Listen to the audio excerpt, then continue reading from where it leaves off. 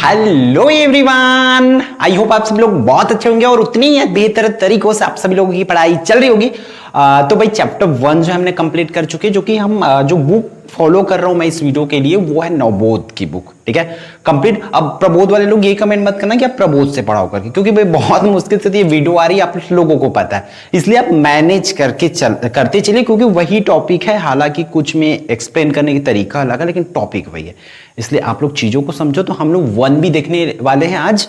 क्या भाई, मापन और मात्रक वाली जो पोर्शन है हमारे बुक का सिलेबस का, उसको कवर करने वाले। ठीक है, तो बस ध्यान से देखते चलिए, जितनी कम टाइम हो सके उसमें मैं आपको पूरी चीजें समझाने की कोशिश जो है हमारा रहेगा।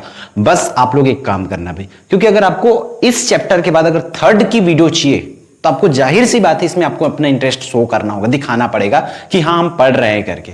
तब तो मुझे लगेगा ना हाँ देख रहे हैं, मतलब अगली वीडियो उतना ही जल्दी से आएगा। मैं बार बार बोलता हूं, अब भाई 200-400 बच्चे देखेंगे, मुझे रिकॉर्ड करने में ही खुद इस वीडियो को इतना टाइम लगता है, बहुत मुश्किल से टाइम निकालना पड़ता है, उसके बावजूद व्यूज नहीं आएगी तो वीडियो कहां से आएगी। इसलिए सब चीजों को साइड में रखो, ईमानदारी के साथ मेहनत से पढ़ाई करते चलो। ठीक है, तो भाई हमारा फर्स्ट जो ये चैप्टर जो स्टार्ट होगा किससे, मापन और क्या है, मात्रक है। तो मापन का पढ़ने से पहले, मापन हम किसका करते हैं, भौतिक राशि का करते हैं, इसलिए भौतिक राशि से हमारी चैप्टर जो स्टार्ट होगी।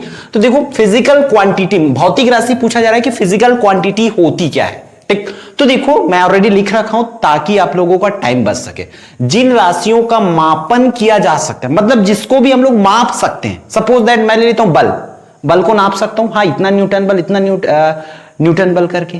ठीक है, तो बल हमारी क्या है, भौतिक राशि। ऊर्जा को हम नाप सकते, इतना जूल उतना जूल करके। क्लियर है, तो वो क्या है, भौतिक राशि। मैं एक दूरी है, दूरी को नाप सकता हूं, 2 पिंडों के बीच की दूरी नाप सकता हूं, 2 पिंडों का वजन को नाप सकता हूं, मतलब द्रव्यमान एक क्या है, मूल राशि। तो जिसका भी मापन किया जा सकता है, जिन राशियों का मापन किया जा सकता है, उसे ही क्या कहा जाता है, भौतिक राशि कहते हैं। अंडरस्टैंड। फिर ये बच्चों, ये पूरी भौतिक राशि को ना, इस भौतिक राशि को 2 प्रकार के होते हैं। जितना भी भौतिक राशि है, जितना भी फिजिकल क्वांटिटी है इस दुनिया में, उसको 2 भागों में बांटा गया है। उसके 2 प्रकार होते हैं फिजिकल क्वांटिटी के। एक तो होता है भाई मूल राशि, और एक होती है कौन सी, व्युत्पन्न राशि। तो भाई मूल राशि किसको बोलेंगे, मूल राशि किसको बोलेंगे, जिन राशियों के मापन के लिए अन्य राशि की आवश्यकता नहीं होती है। ध्यान से सुनेंगे, क्या लिखना है आपको यहां पर, जिन राशियों के मापन के लिए आपको अन्य किसी दूसरे राशि की जरूरत नहीं पड़ता है, तो उसे क्या कहते हैं हम लोग बच्चों, मूल राशि कहते हैं। ठीक है, जिन राशियों के मापन के लिए अन्य किसी दूसरे राशि की आवश्यकता नहीं पड़ता, वही हमारी मूल राशि होती है। फिर अब बारी आती है किसकी, व्युत्पन्न राशियां। व्युत्पन्न राशि किसको बोलेंगे, जिन राशियों के मापन के लिए हमें किसकी जरूरत पड़ता है, मूल राशि की जरूरत पड़ता है, वही हमारी क्या होती है, व्युत्पन्न राशियां होती है। ऐसे कुछ राशि है जिसको मापने के लिए, उसकी मान बताने के लिए भाई हमें किसका सहारा लेना पड़ता है, मूल राशि का।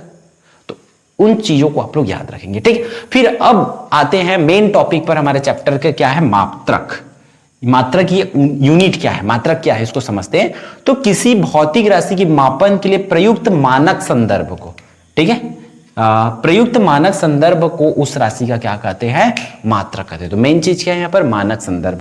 एक रिफरेंस स्टैंडर्ड होती है। रेफरेंस स्टैंडर्ड मतलब क्या ये है, जैसे कि आप लोग सोचो ना कि स्टार्टिंग में एकदम हम पुरानी बातों को सोचे कि कैसे उन्होंने फिक्स किया होगा कि इतना वजन को ही हम लोग 1 किलो बोले होंगे, तो कुछ ना कुछ तो रेफरेंस माने होंगे ना भाई, कुछ ना कुछ तो उनके पास होगा पत्थर, उस पत्थर के वजन को ही 1 किलो मानेंगे। वरना अभी तक तो वो बदलते बदलते मान के चलो, लोहा ही तो है, 1 किलो का बाट आता है ना, उस बाट का वजन कम होते होते या ज्यादा होते होते कब तक का चेंज हो जा रहा था, कोई रेफरेंस ही नहीं हो। तो कम होते होते, या मान चलो कोई कम किया, उसके हिसाब से कोई दूसरा बनाया तो उसका भी कम हो गया, और कम ऐसे या तक कम होते जाता तो वो कम होते रहता, तो अभी तक बहुत एरर आ जाता।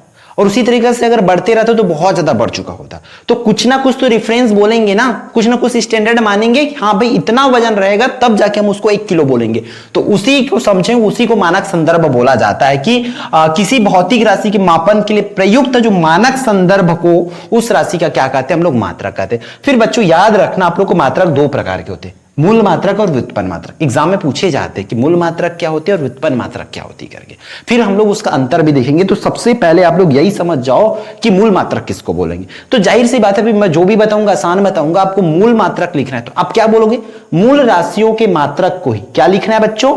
मूल राशियों के मात्रक को ही मूल मात्रक कहते हैं। मूल राशियों के मात्रक को मूल मात्रक कहा जाता है। मूल राशि है ये, इसकी मात्रक जो रहेगा उसको हम लोग मूल मात्रक कहेंगे, और व्युत्पन्न राशियों के जो मात्रक रहेगा उसको क्या कहा जाएगा? व्युत्पन्न मात्रक कहा जाएगा। अब बात कर लेते हैं, हमें कुछ कुछ अंतर जब देखेंगे तो चीजें और समझ आते जाएगा। इसमें मूल राशि की बात करें तो इसमें अंतर बोला गया, तो अंतर समझते चलते हैं, है ना, अंतर लिखते चलते हैं। यहां पर फर्स्ट पॉइंट क्या लिखेंगे कि मूल राशि होते हैं, मूल राशियों के मात्रक को ही मूल मात्रक कहते हैं। ठीक है, क्या लिखना है? मूल राशियों के मात्रक को ही मूल मात्रक कहते हैं, ये आपको रखना। उसी तरीका से यहां पर क्या लिखना है आप लोगों को?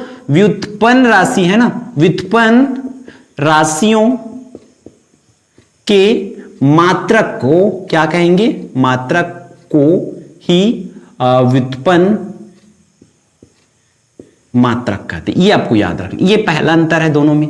अगर दोनों में अंतर अगर एग्जाम में पूछा जाए तो सिंपल से बताओगे कि मूल राशि की भाई जो मात्रक रहेगा उसको मूल मात्रक, और उत्पन्न राशि की मात्रक रहेगा उसको उत्पन्न राशि। इसकी ये क्या होते हैं? इसकी संख्या की अगर मैं बात करूं, इसकी संख्या 7 होती है या 7 है। किसकी? मूल मात्रक की संख्या जो है टोटल 7 है कुल, वो अपरिवर्तित, जबकि इसकी संख्या जो है अनिश्चित है, मतलब बहुत सारा है। क्लियर है? इसका फिक्स 7 है जबकि उसका जो है अनिश्चित है। और कुछ ये क्या होते हैं? ये भाई पूर्णतः स्वतंत्र होते हैं। क्या? पूर्णतः स्वतंत्र होते हैं, और जबकि वो क्या है? स्वतंत्र नहीं होते हैं। इस तरीके से आपको इन चीजों को लिखना है। तो अभी तक के क्लास में हमने क्या क्या देखे, मैं आपको बताया हूं भौतिक राशि, फिर भौतिक राशि के 2 प्रकार बताए, फिर मात्रक बताऊं, मात्रक के 2 प्रकार बताए, और उन दोनों मात्रक में हम लोग क्या देखें? अंतर। तो इतनी चीजों को आप लोग अच्छे से नोट करते चलो, फिर हम जो है आगे बढ़ते हैं। अब हम लोग 2 टॉपिक और है जो आपका उसको देख लेते हैं। ठीक है, जो कि कंप्लीट जिसको बुक में ही समझाया जा बोर्ड में ही समझाया जा सकता है, तो उसको हम लोग यहां बोर्ड पे समझ लेते हैं। वो क्या? अभी पहला देखो, 10 की घात की संक्षिप्तीकरण या मानक रूप में लिखने के लिए बोला जाएगा। ठीक है, दूसरी जो है परिणाम की कोटि ज्ञात करना। तो ये कहीं ना कहीं ये वाली क्वेश्चन थोड़ा सा कम इंपॉर्टेंट है, बट ये वाली परिणाम की कोटि तो भाई बहुत इंपॉर्टेंट है, इसलिए आपको बहुत ध्यान से इसको करना है। अब 10 की घात की संक्षिप्तीकरण वाला, इसमें आपको इसको पहले करा देता हूं, छोटा टॉपिक है, बहुत बड़ा है, एकदम ध्यान से देखो। इसमें 10 की घात में लिखना है ना, इसका मतलब सीधा सीधा आपको याद रखना, यहां पर दशमलव से पहले रूल क्या है? जो ट्रिक है ना, ये रूल ट्रिक बोल सकते हैं,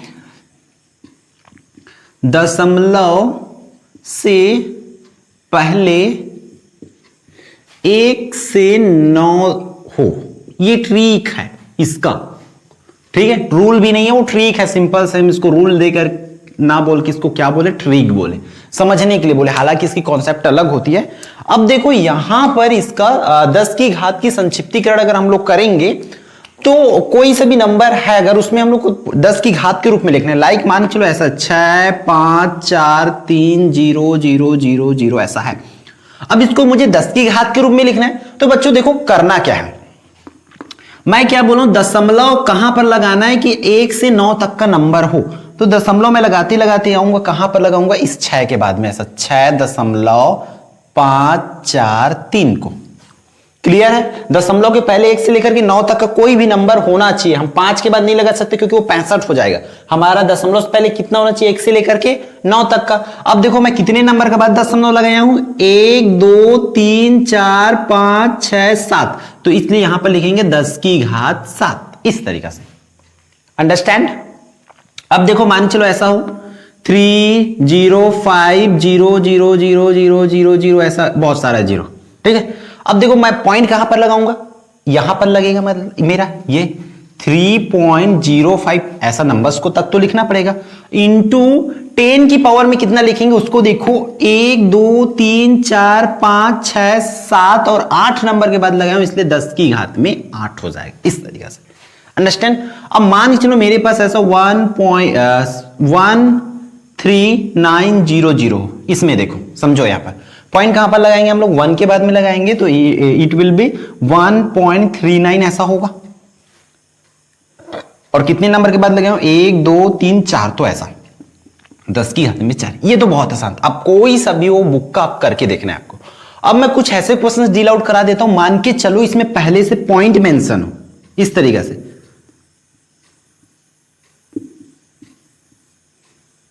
ऐसा पहले से पॉइंट लगा हुआ है इसमें, ठीक है। ऐसा कोई नंबर है जिसमें पहले से पॉइंट लगा हुआ है, या बोल सकता हूं ऐसा मेरे पास नंबर है 39.6000, ऐसा कोई दो नंबर पहले से इसमें पॉइंट लगा हुआ है। तब इसको कैसे करेंगे उसको देखो हम मैं क्या बताया हूं, पॉइंट से पहले क्या होना चाहिए, 1 से लेकर 9 तक का कोई नंबर होना चाहिए। तो यहां पर तो 590 भी, जो कि गलत है, इसलिए मुझे पॉइंट को कहां पर लगाना पड़ेगा, यहां पर 5.90 इंटू 10 टू दी पावर। अब देखो यहां पर 10 की घात में कितना लिखूंगा, क्या शुरू से गिनूंगा 1 2 3 4 5 ना, आपको जहां से आप चलना चालू किए, देखो पॉइंट ऑलरेडी यहां पर लगा हुआ है, तो 1 नंबर 2 नंबर आगे गए, इसलिए 10 की घात में 2, इस तरीका से होगा। अंडरस्टैंड, आया समझ में। अब देखो इसमें मुझे यहां पर लगाना पड़ेगा 3.96, तो देखो कितना नंबर आगे चलो, 1 नंबर, तो 10 टू द पावर 1 होगा, इस तरीके से 1 नंबर अगर आगे आए हैं तब ऐसा बनेगा। ये तो 2 टाइप का मैं क्वेश्चन डील करा दिया आपको, ऊपर की ये क्वेश्चन अलग है और जिसमें पॉइंट पहले से लगा। कुछ क्वेश्चन ऐसे भी आ सकते हैं, क्योंकि जो चीजें वेरिएशन होती है वो चीजें को कंप्लीट मैं आपको करा देता हूं। मान के चलो आपके पास 0.000056 हो, मान के चलो ये है। अब इस केस में कैसे करोगे बच्चों, यहां तो पॉइंट अब इधर लाओगे तो वो 0 हो जाएगा, जबकि मैं क्या सिखाया हूं 1 से लेकर के 9 तक में होना चाहिए ना, तो उसके हिसाब से आप लोग को बनाना है। देखो इसको करोगे कैसे, मुझे पॉइंट यहां पर लगाना है 5.6, 5 के बाद को पॉइंट लगाना है। तो देखो मैं कहां इस साइड जा रहा हूं, पॉइंट को इधर खिसका रहा हूं, 1 2 3 4 5 6 नंबर आगे खिसका हूं, तो 10 की घात में -6 होगा। अब -6 क्यों किए, तो ध्यान से देखो, जब मैं रॉन्ग साइड जाऊंगा ना, तो याद रखना ये वाली साइड हमारी साइड है ना, हम साइकिल या बाइक किसी साइड में चलाते हैं, ये हमारी रॉन्ग साइड है, तो रॉन्ग साइड में जाएंगे तो माइनस आएगा, ये आप लोग ध्यान में रखेंगे, ठीक है। हालांकि प्रूफ करने के लिए अलग चीज है, मैं आपको ट्रिक बता रहा हूं कि आपको कैसे याद रखना है। अगर रॉन्ग साइड जाओगे तो माइनस में होगा। उसी तरह मान के चलो मेरे पास कुछ समथिंग ये नंबर है 0.000395 मान के चलो इक्वल टू, तो इसको कैसे करो, मेरा पॉइंट कहां पर लगेगा 3 के बाद में 3.95 इंटू कितना नंबर आगे गए हैं 1 2 3 4, तो 10 की घात में -4, ये इस तरीके से। तो ये आपका क्या है, 10 की घात की संक्षिप्तीकरण में लिखने के लिए 10 की घात के रूप में व्यक्त कीजिए बोले, या आपको मानक रूप में व्यक्त करने के लिए बोलेंगे, तब आप लोग इस तरीका से बनाएंगे। अब देखो 3 लेवल की क्वेश्चंस आती, तीनों तरीके की होती है, और कोई और भी आपको चौथे प्रकार या 5वें प्रकार की क्वेश्चंस मिलती है तो वो जरूर कमेंट करके बताएंगे, हम उसकी भी वीडियो बना के आपको प्रोवाइड करा देंगे, ठीक है। अब आती मेन मुद्दे पे, हमारी परिणाम की कोटि। तो परिणाम की भी कोटि की कॉन्सेप्ट बहुत ध्यान से समझो, क्योंकि बहुत इजी भी है और बहुत से बच्चे परेशान भी हो जाते हैं, समझ नहीं पाते कि कहां पर कैसे होगा, ठीक है। 2 चीज है, एक तो सार्थक अंक और परिणाम की कोटि, जो बहुत हद तक बच्चों को परेशान करते हैं। तो देखो इसके लिए रूल है, यहां पर जो n है जो 1 की इक्वल टू में, ठीक। 1 मिनट मैं कंफर्म कर लेता हूं, 0.5 से मतलब 1 से भी कम, 0.5 से लेकर के ये नंबर होना चाहिए 5 तक, ये इसके रूल है। अब इस रूल को समझो, यहां पर जैसे कि मैं बोला था दशमलव से पहले 1 से लेकर 5 तक का नंबर होना चाहिए, तो परिणाम की कोटि जब ज्ञात करोगे तो आपका दशमलव से पहले 0.5 होना चाहिए, 0.5 से लेकर के 5 तक का कोई नंबर होना चाहिए। मतलब ऐसा 0.2 रहेगा तो ये गलत है, 0.3 रहेगा तो ये गलत है, 0.4 रहेगा तो गलत है। आपको नंबर कहां से चालू होना चाहिए, 0.5 से, मतलब ये नंबर्स हम नहीं ले सकते, ये एक चीज याद रखना। दूसरा चीज क्या याद रखना, ये नंबर कहां तक जाएगा, सिर्फ 5 तक जाएगा। मतलब हम 1 पॉइंट से पहले हमारा 1 हो सकता है, पॉइंट से पहले 2 हो सकता है, पॉइंट से पहले 3 हो सकता है, 4 हो सकता है, 5 हो सकता है, लेकिन 6 नहीं हो सकता पॉइंट से पहले। याद रखिए, ये है इसकी कॉन्सेप्ट, अगर इस चीज को समझोगे तो। अब हम जो है क्वेश्चंस पर चलते हैं, ताकि आप लोग पूरी कॉन्सेप्ट समझे हो तो आप बना सको। मान के चलो मेरे पास कुछ नंबर है ऐसा 5000 है समथिंग, मान के चलो ये है ना। अब इसका बच्चों मुझे क्या निकालना है, परिणाम की कोटि निकालना है। तो मैं क्या करूंगा, मैं जो कॉन्सेप्ट सिखा दिया उसी के हिसाब से आप लोगों को करना है। इसको बनाना है। देखो पॉइंट कहां पर लगा सकते हैं हम लोग, या तो यहां पर लगा सकते हो या 5 के बाद भी लगा सकते हो। इसकी 2 परिणाम की कोटि आएगी, 2 आंसर आएगी। मान चलो मैं यहां पर लगाता हूं तो मैं लिखूंगा 5 × 10 टू द पावर, देखो कितने नंबर के बाद लगा रहा हूं, 1 2 3 और 4, तो 10 की घात में 4। तो यहां पर ना परिणाम की कोटि कितना हो जाएगा, परिणाम की कोटि यहां पर डायरेक्ट आपको बताना है 4। ये जो घात होता है ना, ये वही उसकी क्या होती है, परिणाम की कोटि होती है। मान के चलो मेरे पास ऐसा 3.9600 है, मान के चलो यहां पर पॉइंट नहीं लगा है, पहले बिना पॉइंट वाली है। अब देखो मुझे पॉइंट को कहां पर लेके आना है, यहां पर 3 के बाद, क्योंकि एक चीज याद रखना, ये वाली 0.5 से लेकर के हमारा कितना होना चाहिए, 5 तक का, मतलब दशमलव से पहले, इस कॉन्सेप्ट को समझो, दशमलव से पहले हमारा 0.5 से लेकर के 5 तक का कोई नंबर होना चाहिए। तो हमारा पॉइंट कहां पर लगाएंगे, 3 × 10 टू द पावर, यहां पर 3 × 96 × 10 टू द पावर कितना होगा भाई, यहां पर 1 2 3 4 नंबर के बदले लगाए तो 4, यहां पर भी कोटि कितना होगा आपका, 4 होगा। इस तरीके से करना है। हम कुछ क्वेश्चंस उठाते हैं, जैसे आपके बुक से आपको समझ आ जाए। मान के चलो मैं किसको लेता हूं, 49 को, ये सिंपल सा 49 है। इसको कैसे करना पड़ेगा, पॉइंट कहां पर लगाना पड़ेगा, यहां पर 4.9, कितने नंबर के बाद लगाऊं, 1 नंबर के बाद, तो 10 की घात 1, मतलब यहां पर कोटि कितना हो जाएगा आपका, 1 हो जाएगा। इस तरीके से आपको करना है। मान के चलो कुछ क्वेश्चंस और लेता हूं मैं, 0.00054 ऐसा है, मान के चलो। अब देखो इसमें कंफ्यूजन क्या होगी कि पॉइंट इधर ले जाएंगे आपको, दिस साइड, तो 1 2 3 लगाना कहां पर है, पॉइंट पहले ये सीन। अगर मैं पॉइंट को 5 के बाद लगाऊंगा तो 5.4 हो जाएगा, जो कि 5 से ज्यादा है, 5 से ज्यादा है ना, 5.4। तो मैं पॉइंट को यहां पर ना लगा के यहां पर लगाऊंगा तो वो 0.5 होगा। तो इस तरीके से 0.54 इंटू, अब देखो यहां पर पॉइंट लगाया हूं 5 से जस्ट पहले, मतलब 1 2 3 कदम गया हूं, इसलिए 10 की घात में -3। अब माइनस क्यों लिखूं मैं, 10 की घात के संक्षिप्तीकरण वाले में समझा चुका हूं। जब भी राइट साइड जाओगे आप लोग, मतलब रॉन्ग साइड, राइट मतलब रॉन्ग साइड समझो इसको, right side means wrong side, इसमें इसके लिए कॉन्सेप्ट समझो। तो वहां पर यहां पर परिणाम की कोटि कितना हो जाएगा, -3 हो जाएगा। इस तरीका से आप लोगों को परिणाम की कोटि करना है। मैं कुछ और क्वेश्चंस उठा लेता हूं आपके बुक का, जैसे कि मान के चलो मेरे पास है इतना 499 इतना है, मान के चलो समथिंग है ये। तो पॉइंट कहां पर लगाऊंगा मैं, यहां पर लगाऊंगा ऐसा, 4.99 इंटू 10 टू द पावर 3, तो यहां पर परिणाम की कोटि कितना हो जाएगा, 3 हो जाएगा। इस तरीका से आप लोगों को इसमें परिणाम की कोटि जो है मेजर करना है, ज्ञात करना है। तो अच्छे से कॉन्सेप्ट समझ लो, और भी बुक की क्वेश्चंस आप कर सकते हो, ठीक है।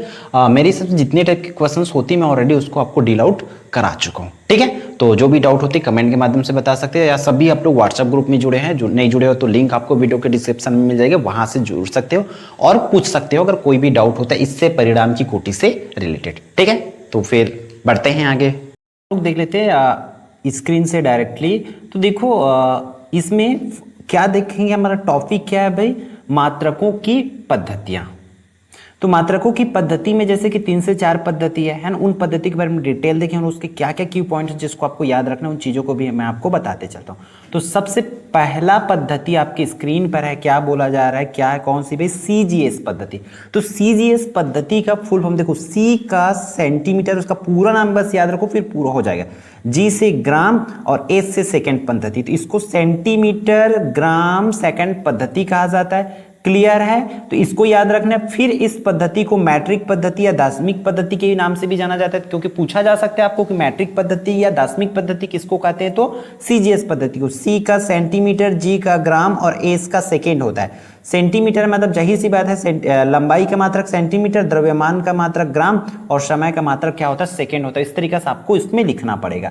क्या क्या पॉइंट्स याद रखना है, सबसे पहले तो उसका पूरा नाम सेंटीमीटर ग्राम सेकेंड पद्धति, फिर इस पद्धति को मैट्रिक पद्धति या दशमिक पद्धति भी कहते हैं, ये आपको याद रखना है। बस इतना चीजें आपको करते हुए चलना है, ठीक है। फिर नेक्स्ट आपका पद्धति कौन सा आता है, FPS पद्धति। तो एप से फुट पॉन्ड सेकंड पद्धति, क्या नाम से जाना जाता है, फुट पॉन्ड सेकंड पद्धति, तो इस पद्धति को भी बहुत ध्यान से आप लोगों को करना है, फुट पाउंड सेकंड पद्धति। और इसको और किस नाम से जाना जाता है? इस पद्धति को ब्रिटिश पद्धति के नाम से भी जाना जाता है। उस ऊपर वाले को दार्शनिक या मैट्रिक पद्धति कहते हैं, सिमिलरली इसको ब्रिटिश पद्धति या ब्रिटिश सिस्टम के नाम से भी जाना जाता है। ठीक है, तो यहाँ पर उसी चीज को लिखना है, फुट पाउंड मतलब एफ से फुट, पी से पाउंड और एस से सेकंड, मतलब लंबाई को फुट से नापेंगे, द्रव्यमान को पाउंड से और समय को सेकंड से नापेंगे, इस तरीका से। ठीक है, फिर आ जाता है कौन सा भाई? एम के एस पद्धति।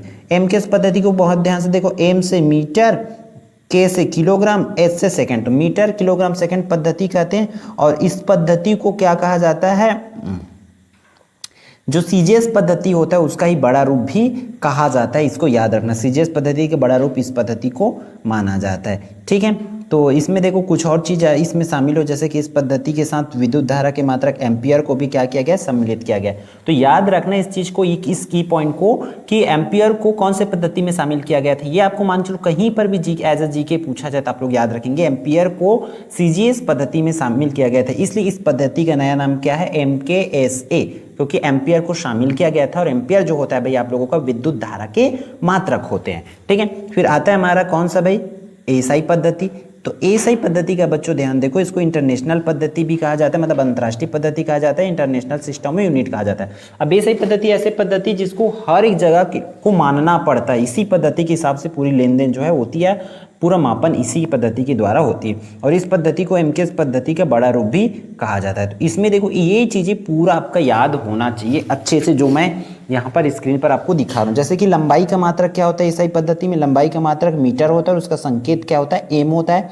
उसी तरीके से द्रव्यमान की मात्रक होता है भाई किलोग्राम और उसकी संकेत क्या होती है? के। समय की मात्रक बच्चों आप लोगों को सेकंड याद रखना है और ये एस। ताप का केल्विन, इसको के से शो करते हैं। उसी तरीके से विद्युत धारा का एम्पियर, ज्योति तीव्रता का कैंडेला और पदार्थ की मात्रा का क्या होती? मोल। तो याद रखना 7 मूल मात्रक होते हैं। ठीक है, हम लोग पढ़े थे इससे पहले, आप लोग देखे हैं, है ना?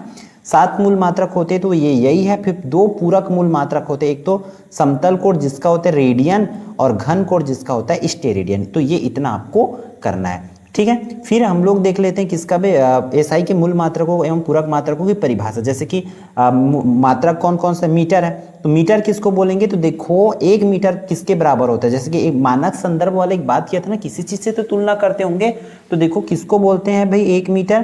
प्रकाश द्वारा, मतलब प्रकाश द्वारा 1/, इतना नंबर्स को पूरा याद रखें, में निर्वात सेकेंड में निर्वात में चली गई दूरी को, मतलब कोई प्रकाश जो है, कोई प्रकाश है इतना सेकेंड में 1/299792458 सेकेंड में जितना दूरी तय करता है उसको ही क्या माना जाता है? 1 मीटर कहा जाता है। ठीक है, इसी चीज को मानक स्टैंडर्ड बोल दिया गया। एक फिक्स प्रकाश जितना दूरी जाएगा वही क्या है? 1 मीटर, वरना मीटर की वैल्यू बदलते रहता है। फिर किलोग्राम, कितना को 1 किलोग्राम माना जाता है? तो देखो फ्रांस में पेरिस के निकट सेव्रस नामक स्थान, फ्रांस के जो, तो इसको इसी को ध्यान से देख लो कि फ्रांस में पेरिस के निकट क्या है? सेव्रस नामक स्थान है, पर माप तौल के अंतर्राष्ट्रीय ब्यूरो में सुरक्षित रखे गए प्लेटिनियम इरिडियम मिश्र धातु से बने बेलन के द्रव्यमान को, मैं बोला था ना, किसी चीज को कोई एक रेफरेंस मानते होंगे, है ना, मानक स्टैंडर्ड मानते होंगे। किसको मानते हैं? एक बेलन है, वो बेलन किससे बने हुए? भी प्लेटिनियम इरिडियम के मिश्र धातु से, मतलब प्लेटिनियम और इरिडियम दोनों चीज से बना है वो बेलन, उसी के द्रव्यमान को, उसी के वजन को 1 किलोग्राम जो है माना जाता है। अब सेकेंड किसको बोलते हैं भाई? तो सेकेंड को देख लो, सेकेंड जो है समय का ऐसा ही मात्रक होती है, इसकी संकेत ऐसे होती है। 1 सेकेंड का मतलब किसको बोला जाता है? तो देखो 1 सेकेंड वह समय अंतराल है जिसमें परमाणु घड़ी में सीजियम 133 परमाणु, तो पूरा इसको देख लो 9192631770 कंपन करता है, मतलब इतनी बार वाइब्रेट होती है। ठीक है, तो उतने को ही क्या कहा जाता है? 1 सेकेंड कहा जाता है, इतना याद रखना है। फिर केल्विन की बात करें तो पूरी चीजें यहाँ पर थ्योरी है, तो आपको कुछ चीजें याद रखते हुए चलना पड़ेगा। केल्विन की बात करें तो केल्विन किसको बोलते हैं? जल के त्रिक बिंदु के उष्मागतिक ताप के 233.16वें भाग को 1 केल्विन जो है कहते हैं, मतलब 1/273.16वें भाग को 1 केल्विन जो है कहते हैं। ये आपको याद रखना पड़ेगा। ठीक है, फिर कैंडेला की बात करें तो कैंडेला ज्योति तीव्रता का मानक होती है। तो देखो इसमें पूरी चीज़ों को याद रखना पड़ेगा, एग्जाम में रेयर केस में पूछे जा सकते हैं। ठीक है, तो इन चीज़ों को आपको समझते हुए चलना है। फिर आपको लंबाई का मापन देखना है, तो बुक का ही मैं पूरा लिया हूँ क्योंकि टाइम बचाना था मुझे भी, क्योंकि बोर्ड में कराते कराते ये बहुत टाइम हो जाती है। तो देखो लंबाई को मापने की दो विधि होती है, एक तो प्रत्यक्ष विधि होती है और एक होती है अप्रत्यक्ष विधि। ठीक है, तो इन दोनों को देखो, लंबाई तो पता है आपको, दो बिंदुओं के बीच की दूरी को हम लोग क्या कहते हैं, लंबाई कहते हैं, और लंबाई की मात्रा मीटर वो भी पता है। फिर उन लंबाई को या तो प्रत्यक्ष विधि से या अप्रत्यक्ष विधि से नापना है, मतलब डायरेक्ट मेथड या इनडायरेक्ट मेथड से। ठीक है, तो इसमें देखो हम लोग देखते चलते, जैसे कि अप्रत्यक्ष विधि में डायरेक्ट हम लोग प्रत्यक्ष विधि से, देखो प्रत्यक्ष विधि में कैसे नापा जाता है, प्रत्यक्ष विधि के लिए स्केल से नापा जाता है या वर्नियर कैलिपर्स हो गया, स्क्रू गेज, इनकी सहायता से, स्केल, वर्नियर कैलिपर्स और स्क्रू गेज, इसकी मतलब एक छोटी दूरी को अगर नापना हो, कम लंबाई को नापना हो, तब इसकी सहायता से नापा जाता है। कौन सी विधि से, प्रत्यक्ष विधि से। बट दूरी बहुत ज़्यादा हो, मतलब जैसे कि लंबी दूरी में कहोगे पहाड़ की ऊंचाई नापना है आपको, तो हम स्केल लेकर को तो नहीं जा सकते, स्क्रू गेज लेकर को तो नहीं जा सकते। तारों के बीच की दूरी नापना है, परमाणुविक दूरियां नापना है, तो प्रत्यक्ष विधि से ज्ञात इसको हम लोग नहीं कर सकते। इसके लिए हमें कौन सी विधि पे जाना पड़ता है, अप्रत्यक्ष विधि पे जाना पड़ता है। तो आप लोग याद रखोगे, अप्रत्यक्ष विधि में कुछ हम यहाँ पर डिस्कस करेंगे। देखो जैसे कि पहला परावर्तन विधि या प्रतिध्वनि विधि कहा जाता है। ठीक है, तो इस विधि को ध्यान से समझो। इसमें प्रतिध्वनि विधि में क्या करता है, किसी सतह से परावर्तन के द्वारा ध्वनि का पुनः सुनाई देना प्रतिध्वनि कहलाता है। मतलब आप लोग मूवीज वगैरह में देखे होंगे कि आवाज लगाते हैं तो उस पहाड़ से टकरा के दोबारा आवाज आते है, वही आवाज जो नाम बोले रहते हैं, सेम उसी चीज से इसका अंदाजा लगाया जाता है। किसी सतह से परावर्तन मतलब कितने टाइम में वो वापस आ रही है, तो समय के हिसाब से दूरी को क्या किया जाता है, पता लगाया जाता है। इससे हम क्या क्या की दूरी ज्ञात कर सकते हैं, प्रतिध्वनि विधि से। तो प्रतिध्वनि विधि से हम पहाड़ के बीच की दूरी ज्ञात कर सकते हैं, उसी तरह चंद्रमा की दूरी ज्ञात कर सकते हैं। तो देखो इसके लिए प्रतिध्वनि यूज करते हैं। उसी तरह देखो यहाँ से आपको इसमें याद रखना पड़ेगा, अब चंद्रमा की दूरी ज्ञात करना, मैं आवाज लगाऊंगा जोर से तो चंद्रमा से टकरा के मेरा आवाज आएगा नहीं, है ना। तो वहां पर मुझे लेजर लाइट का यूज करते हैं कि वो लाइट जाके टकरा के वहां से कितने टाइम में आ रहा है उसके हिसाब से पूछा जाता है, मतलब आपको दूरी ज्ञात कर सकते हैं लेजर लाइट के अकॉर्डिंग। तो देखो लेजर का उपयोग, मतलब जा करके वहां टकराएगा तो टकरा करके हमें दिखेगा ना, उसके हिसाब से दूरी। तो लेजर का फुल फॉर्म पूछा जाता है, तो लेजर का फुल फॉर्म याद रखना आप लोग, लेजर का light amplification by stimulated emission of radiation होती है। तो फुल फॉर्म पूरा आप लोग याद रखेंगे। अब लेजर के बारे में जानना है तो लेजर कैसी होती है, यहाँ पर देख सकते हो। तो इसमें पूरा जैसे कि दूरी वगैरह करने के लिए इसकी डेरिवेशन होती है, तो बट डेरिवेशन भी यहाँ मोबाइल में बताना पॉसिबल नहीं होगी। दूसरा होता है सोनार, तो सोनार का भी उपयोग किया जाता है। देखो सोनार का फुल फॉर्म आप लोग याद रखेंगे, सोनार का होता है साउंड नेविगेशन एंड रेंजिंग, जिसको रैंगिंग भी बोला जाता है, मतलब प्रोनाउंसिएशन, लेकिन रेंजिंग करना है क्योंकि रेंज कितने रेंज तक है वो हम लोग मेजरमेंट करते हैं। ठीक है, तो इससे आप कर सकते हैं भाई सोनार का। और सोनार का उपयोग किसके लिए करते हैं, जैसे कि सोनार तकनीक का उपयोग समुद्र में जल के अंदर लड़ाकू पनडुब्बी, तो देखो सोनार के माध्यम से भी साउंड के हिसाब से, मतलब जैसे अंदर में पानी के अंदर किसी साउंड के हिसाब से वहाँ पर साउंड की नेविगेशन के हिसाब से क्या किया जाता है कि कौन कितनी दूर में इन चीज़ों का पता लगाया जाता है, कौन सी स्थिति पर है उन चीज़ों का पता लगाया जाता है। तीन चीज़ों को। फिर रडार, तो रडार का फुल फॉर्म आपको देखना है, रडार का क्या हो जाएगा, रेडियो डिटेक्शन एंड रेंजिंग, ये आपको फुल फॉर्म याद रखना है। ठीक है, तो इन चीज़ों को आपको बहुत अच्छे से आपको करते चलना है। फिर लंबन विधि को भी आपको ध्यान से करना है। तो इसको देखो ये उतनी तो है नहीं इंपॉर्टेंट, बट जो चीज़ें एग्जाम में पूछे जा सकते हैं उन चीज़ों को कराता हूँ। ये लास्ट आपका हो जाएगा इस चैप्टर का। बहुत छोटी दूरियों के लिए फर्मी, तो फर्मी का फुल फॉर्म, जैसे कि फर्मी का उपयोग क्यों किया जाता है और उसका वैल्यू कितनी होती है ये याद रखना है। तो देखो इस मात्रा का उपयोग नाभिकीय आकार को व्यक्त करने में किया जाता है। इसका संकेत क्या होता है, एफ होता है। किसकी, नाभिक के आकार को व्यक्त करने के लिए फर्मी का उपयोग जो है, नाभिक की आकार है तो उस नाभिक की आकार को व्यक्त करने के लिए, मेजरमेंट करने के लिए इसकी दूरी ज्ञात किया जाता है नाभिक की आकार के लिए।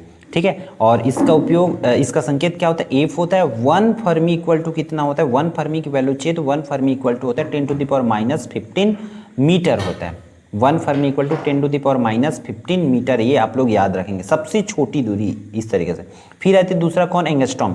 इस मात्रा का उपयोग प्रकाश के तरंग दैर्ध्य, प्रकाश के जो तरंग दैर्ध्य होते हैं उसके मापन के लिए करते हैं, और इसका संकेत एंगस्ट्रॉम होता है। और 1 एंगस्ट्रॉम इक्वल टू होता है 10⁻10 मीटर होता है। ठीक है। इसके बाद आता है नैनोमीटर। नैनोमीटर की वैल्यू होती है कितना, 10⁻⁹। पहले वाले का 15, 10 फिर 9 होता है, ठीक है। इस तरीके से फिर माइक्रोन की बात करें तो माइक्रोन का 6 होता है। 1 micron equal to 10⁻6 metre, -6 metre. अधिक दूरी के लिए इन सब चीज का उपयोग किया जाता है। कौन कौन से, प्रकाश वर्ष।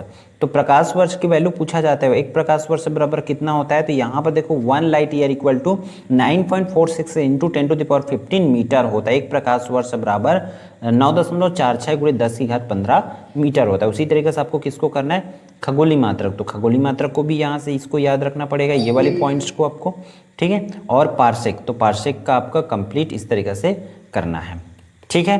तो पूरी तरीका से आपको इन चीज़ों को अच्छे से करना है। इसमें जो इंपॉर्टेंट है आपका परिणाम की कोटि ज्ञात करना, सार्थक अंक वगैरह जो चीज़ें करते चले उसको। फिर अगले पोर्शन में हम लोग जो है अगले आने वाले वीडियो में जो है क्या देखेंगे, आपका त्रुटि वाला जो पोर्शन है उसको कंप्लीट कर लेंगे, ठीक है। तो इस वीडियो में आज की क्लास में इतना ही, फिर हम मिलते हैं आने वाले इंपॉर्टेंट वीडियो में।